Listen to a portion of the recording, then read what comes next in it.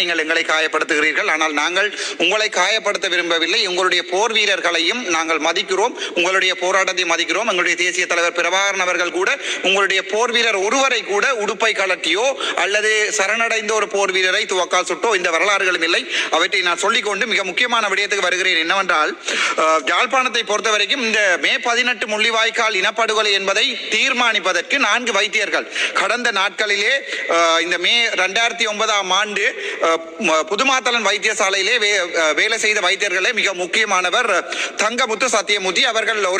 அந்த நேரங்களிலே இவர் ஒரு இன்டர்நேஷனல், அதாவது வெளிநாட்டில் இருக்கின்ற சமாதானம் தொடர்பான ஊடகங்களுக்கு இவர் சொல்லியிருப்பார், ஒரு நாளைக்கு 225, 250, 500, 1000, 1500 மக்கள் அந்த புதுமாத்தலன் வைத்தியசாலையிலே கொலை செய்யப்படுகிறார்கள் என்று சொல்லி 2009ஆம் ஆண்டு மறுபடியும் பூசாவுக்கு அழைக்கப்பட்டு பூசாவிலே அவர் அங்கே மிகவும் தரமாக கவனிக்கப்பட்டு அதன் பிறகு ITN